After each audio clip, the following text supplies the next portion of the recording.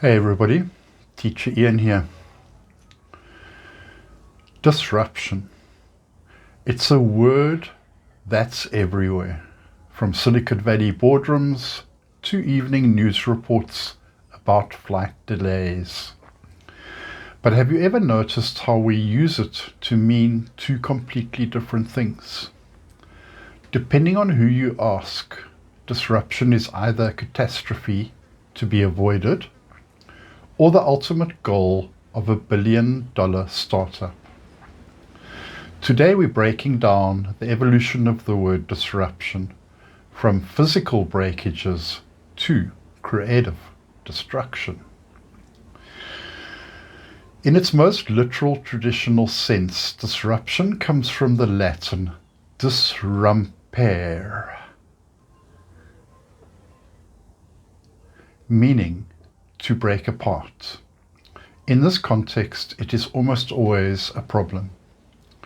Think about logistics. A supply chain disruption or a service disruption on a railway isn't a strategy, it's a failure. It's a physical or systemic blockage that stops things from moving. You see this in the natural sciences too.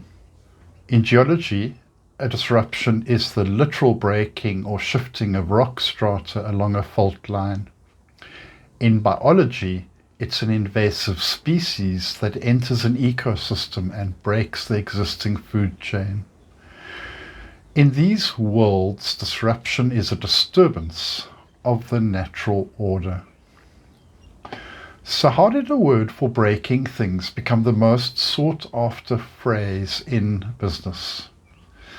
It mostly comes down to one man, Clayton Christensen, and his theory of disruptive innovation. In tech, disruption isn't just change, it's a specific market shift. The mechanism works like this. A smaller company with fewer resources enters the bottom of the market. They offer something cheaper or more convenient that the big incumbent companies ignore. Think of Netflix versus Blockbuster, digital photography versus Kodak, or Uber versus the traditional taxi model. Eventually that low-end entrant moves upmarket, delivers what mainstream customers want, and the old guard is left in the dust. Here, disruption isn't a failure, it's creative destruction. But we also use disruption to describe how we interact with each other and our own bodies. In sociology, civil disruption, like protests or strikes, is a tool. The goal is to deliberately break the daily routine of a city to force people to pay attention to a cause. Then there's the scientific side, which is much more subtle. Take endocrine disruption. These are the chemicals that don't necessarily break your body's systems, but they mimic or block certain natural hormones.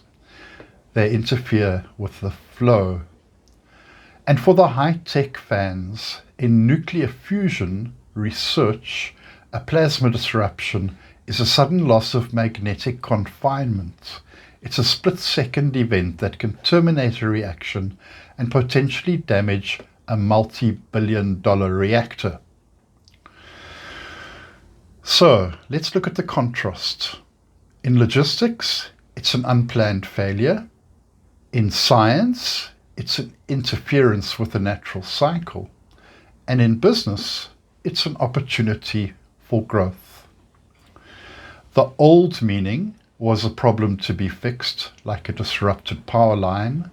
The new meaning is an opportunity to be seized, like a disruptive startup. And next time you hear someone say they want to disrupt the industry, just remember they're essentially saying they want to break the current system so they can build a new one in its place. Thanks for watching. If you found this deep dive into language helpful, hit that like button.